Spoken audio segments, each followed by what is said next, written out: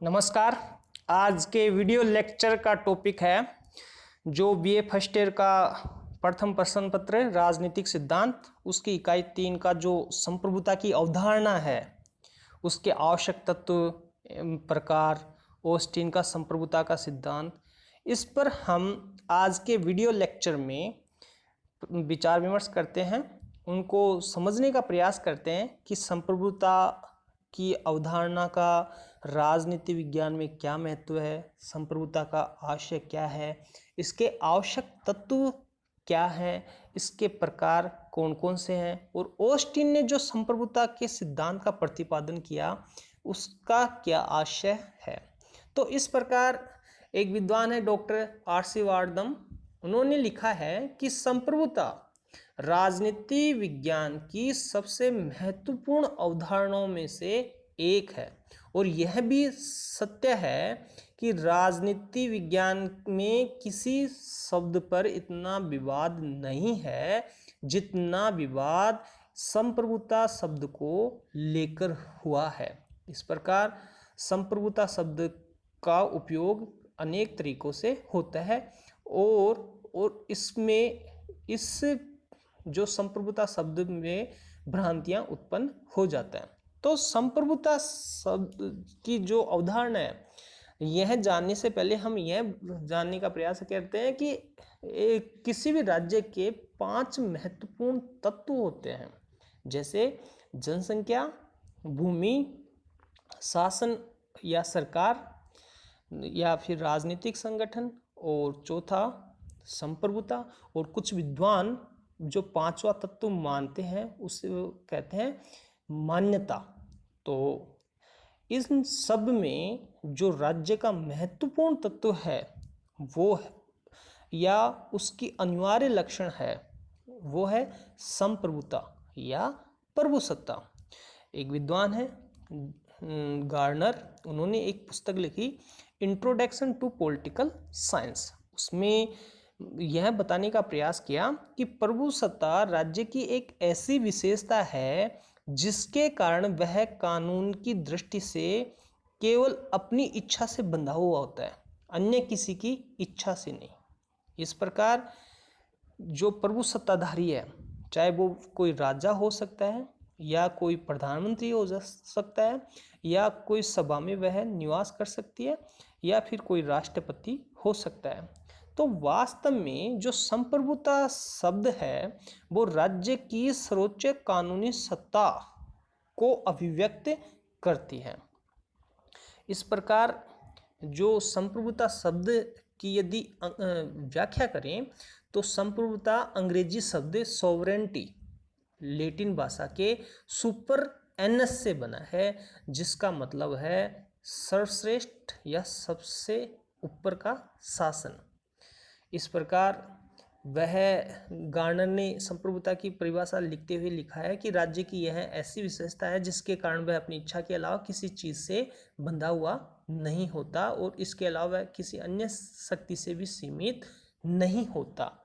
इस प्रकार प्रभुसत्ता अमूर्त स्वरूप लिए हुए है जो कि कानून के रूप में प्रकट होती है, और जैसे राज्य की शक्ति है यह सर्वोच्च है, परम है, असीमित है, अविभाज्य है, स्थायी है, अर्थात राज्य के भीतर, राज्य के बाहर, राज्य के ऊपर कोई अन्य शक्ति नहीं हो सकती।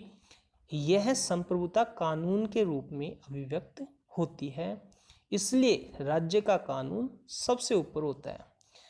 यदि राज्य के कानून का उल्लंघन होता है तो उसे दंड दिया जाता है, और समाज के अपने कानून होते हैं लेकिन वे भी अलिखित होते हैं, इसलिए वो राज्य के कानूनों से अलग होते हैं। प्राचीन युग में हो या मध्य युग में प्रभुसत्ता की कोई जानकारी नहीं थी, लेकिन पोपशाही के पतन के बाद प्रभुसत्ता का जन्म हुआ, और फ्रांस के जो राजा थे फिलिप ने पोप की सत्ता को चुनौती दी। और फिर एक विद्वान थे जीन बोंदा, उन्होंने एक पुस्तक लिखी six book on the Republic में लिखा कि प्रभुसत्ता राज्य की सर्वोच्च शक्ति है जो नागरिकों और प्रजाजनों के ऊपर है, जो कानून के नियंत्रण से परे है। इस प्रकार प्रभुसत्ता की ये परिभाषाएं की जाती हैं। और भी विद्वान हैं जिन्होंने प्रभुसत्ता को परिभाषित करने का प्रयास किया है। यदि हम प्रभुसत्ता के बारे में विभिन्न विद्वानों की परिभाषाओं पर प्रकाश डालें तो ऐसे अनेक विद्वान हैं जिन्होंने प्रभुसत्ता को परिभाषित करने का प्रयास किया, जिनमें बिलोबी हैं। जैसे बिलोबी ने लिखा है कि संप्रभुता राज्य की सर्वोच्च इच्छा है। इसी प्रकार जेलिनेक लिखते हैं कि संप्रभुता राज्य का वह गुण है जिसके कारण वह अपनी इच्छा के अतिरिक्त किसी दूसरे की इच्छा या बाहरी शक्ति के आदेश से नहीं बंधता। इसी प्रकार एक विद्वान है बोंदा लिखते हैं कि संप्रभुता नागरिकों और प्रजाजनों के ऊपर वह सर्वोच्च शक्ति है जिसे कोई कानून नियंत्रित नहीं कर सकता। इस प्रकार यदि हम संप्रभुता के सिद्धांत की कुछ विशेषताओं का वर्णन करें तो इसकी कुछ विशेषताएं उभर कर हमारे सामने आती हैं जो इस प्रकार है। पहली जो विशेषता है वो है पूर्णता, एब्सोल्यूटनेस। संप्रभुता क्या है? एक पूर्ण और असीम शक्ति है। यह अन्य किसी शक्ति पर आधारित नहीं है। राज्य के भीतर सभी व्यक्ति और उसके समूह प्रभु सत्ताधारी के अधीन होते हैं। राज्य के बाहर भी प्रभु सत्ताधारी को अपने राज्य के संदर्भ में सर्वोच्च माना जाता है। इस प्रकार अन्य कोई राज्य न तो उसके मामलों में हस्तक्षेप कर सकता और न किसी बात के लिए उसको विवश कर सकता। इस प्रकार जो ये पहली विशेषता है वो है पूर्णता। दूसरी जो विशेषता है सार्वभौमिकता। प्रभुसत्ता राज्य के भीतर सभी व्यक्तियों, संस्थाओं, समूहों की तुलना में सर्वोच्च होती है। वैसे ही राज्य चाहे तो किसी विषय की अपने अधिकार क्षेत्र से बाहर रख सकता है। कोई व्यक्ति या संगठन राज्य के अधिकार क्षेत्र से मुक्ति की मांग नहीं कर सकता। तो इस प्रकार एक सार्वभौमिकता भी इसकी विशेषता है। जो तीसरा जो तत्व है या तीसरी जो विशेषता है वो है अदेयता। अदेयता का मतलब ये है कि प्रभुसत्ता को तोड़ा नहीं जा सकता, यानी यह अखंड होती है, असीमित होती है। इस प्रकार जिस प्रकार शरीर की जो त्वचा होती है उसको शरीर से अलग नहीं किया जा सकता, उसी प्रकार संप्रभुता को राज्य से अलग नहीं किया जा सकता। इस प्रकार यदि कोई प्रभुता संपन्न राज्य अपनी संप्रभुता किसी अन्य को स्थानांतरित कर देता है तो वह देश उस अन्य देश का क्या हो जाता है? गुलाम हो जाता है और उसका अस्तित्व मिट जाता है। तो राष्ट्र ये क्या होती है? संप्रभुता अदेय होता है। इसी प्रकार एक जो विशेषता है वह है स्थायित्व। जैसे राज्य स्थायी होता है उसी प्रकार प्रभुसत्ता भी स्थायी होती है। जब तक राज्य का अस्तित्व बना रहता है तब तक संप्रभुता भी अस्तित्व में रहती है। दोनों को पृथक पृथक नहीं किया जा सकता। राजा की या राष्ट्रपति की मृत्यु हो सकती है, वो पदत्याग या अपना इस्तीफा दे सकते हैं, लेकिन संप्रभुता का अंत नहीं किया जा सकता। इस प्रकार जो संप्रभुता की एक अन्य विशेषता है वो है अविभाज्यता। अविभाज्यता का मतलब ये है कि जो संप्रभुता है वो सार्वभौमिक शक्ति है, इसके टुकड़े टुकड़े नहीं किए जा सकते।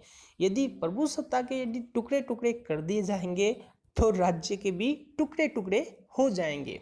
इस प्रकार जैसे हम देखते हैं 1971 में पाकिस्तान से उभरकर से टूटकर एक नया देश बना, उसका नाम था बांग्लादेश। क्योंकि जब संप्रभुता का विभाजन हो गया तो फिर नए राज्य अस्तित्व में आता है।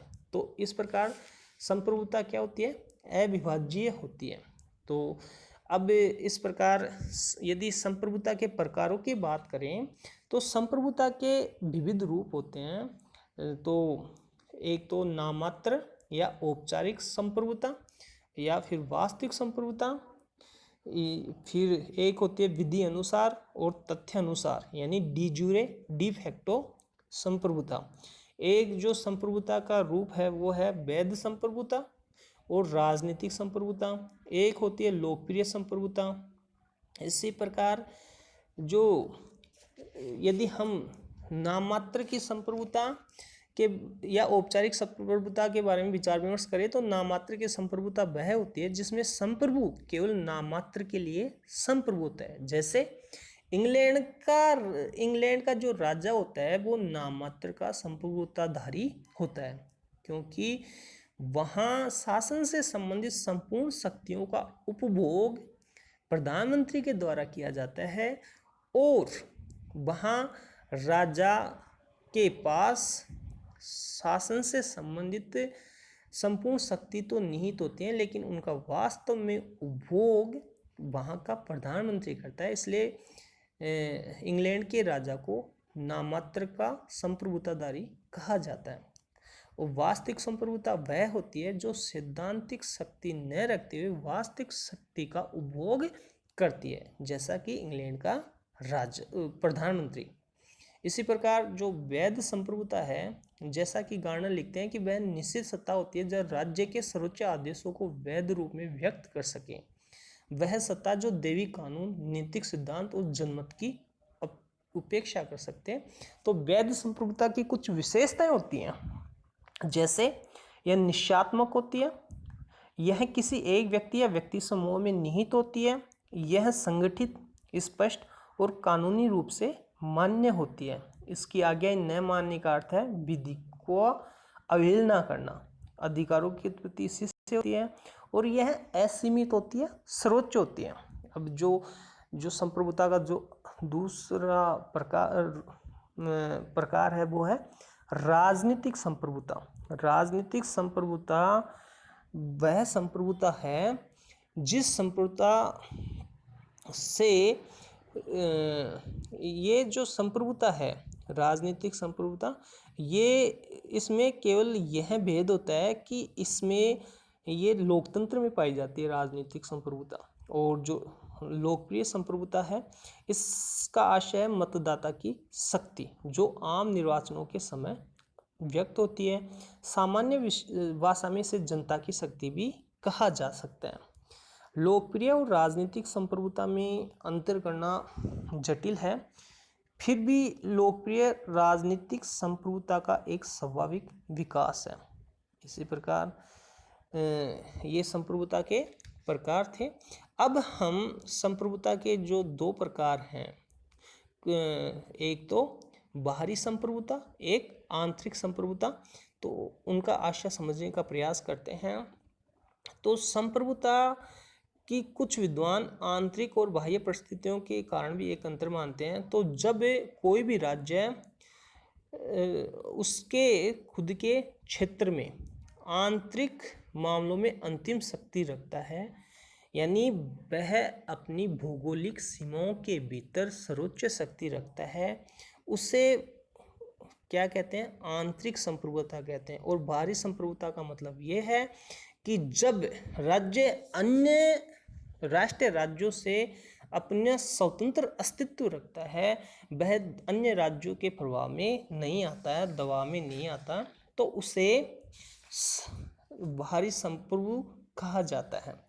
अब एक विद्वान है जॉन ऑस्टिन ने प्रभुसत्ता की अवधारणा के बारे में एक व्याख्यान दिया जो उनकी 1829 में एक पुस्तक के रूप में छपा, और इस लेक्चर का नाम था the province of jurisprudence determined.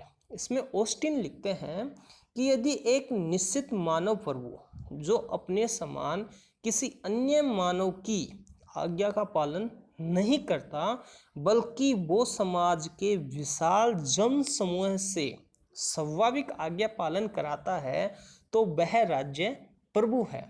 उसके सहित समाज राजनीतिक और स्वतंत्र होगा। इस प्रकार ऑस्टिन ने संप्रभुता की एकलवादी अवधारणा का, मोनिस्टिक थ्योरी ऑफ सॉवरेनिटी का प्रतिपादन करते हुए उसकी परिभाषा से अनेक ऐसे बिंदु निकाले जा सकते हैं जो इस प्रकार हैं। तो ऑस्टिन यह बताने का प्रयास करता है कि प्रभु सत्ताधारी निश्चित मानव होता है और वो कोई एक व्यक्ति हो सकता है या कुछ व्यक्तियों की सभा या संसद जो अपना आदेश दे सकता है उसे लागू कर सकता है। इसलिए ऑस्टिन राजनीतिक संप्रभुता को नहीं मानता, जिसका आशय है मतदाताओं की प्रभुसत्ता, यानी लोक प्रभुसत्ता में वह विश्वास नहीं करता। एक जो अन्य विशेषता है वो है राज्य में एक ही प्रभु सत्ताधारी हो सकता है। इसका मतलब ये हुआ कि प्रभु सत्ता अविभाजित होती है। एक बिंदु ये भी कहा जा सकता है ऑस्टिन की परिभाषा के बारे में कि प्रभु सत्ता के होने से कोई समाज राज्य बन जाता है, यानी जिस समाज में प्रभु सत्ता का निवास दिखाई देता है वह समाज राज्य की उस समाज को राज्य की संज्ञा दी जा सकती है।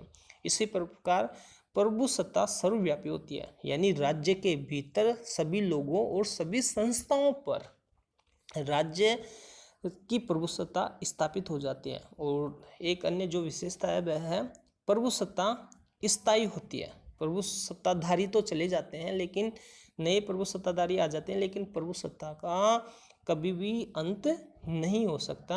और जो नेक्स्ट इसकी विशेषता है वो है प्रभु सत्ता कानून के रूप में प्रकट होती है, इसलिए राज्य का कानून सर्वोच्च होता है। कानून राज्य प्रभु का आदेश है। इस प्रकार हमने प्रभु सत्ता के बारे में ऑस्टिन का विचार जानने के प्रयास किए। उसके बाद में हम ये देखते हैं कि जो प्रभु सत्ता की प्रकृति है उसको लेकर दो प्रकार की अवधारणाएं हैं। एक तो एकलवादी अवधारणा, दूसरी बहुलवादी अवधारणा। जो एकलवादी अवधारणा है उसका प्रतिपादन होब्स, बोंदा, ऑस्टिन, रूसो इन विद्वानों ने किया है। इनका मानना है एकलवादी अवधारणा का कि प्रभु सत्ता का विभाजन नहीं किया जा सकता, सारी शक्तियां राज्य के पास रहती हैं और रहनी चाहिए, इसलिए राज्य सर्वशक्तिमान है। और हिगल ने तो यहाँ तक कहा है कि राज्य पूजनीय है और वह पृथ्वी पर ईश्वर का विचरण है। इसी प्रकार जो प्रभु सत्ता की बहुलवादी प्रकृति है वह एकलवादी चिंतन पर प्रहार करती है और उसका खंडन करती है। और इनका मानना है कि प्रभु सत्ता विभाज्य है, बहुल है, इसके अनेक अंश सामाजिक संगठनों में बटे हुए होते हैं। बहुलवादी जो अवधारणा है ये संप्रभुता को विभाजित मानती है। इसके जो विद्वान हैं जैसे लिंडसे, फिजिस, बार्कर, लास्की, मैकाइबर, फोलेट आदि इन्होंने प्रभु सत्ता की बहुलवादी अवधारणा का प्रतिपादन किया है। इस प्रकार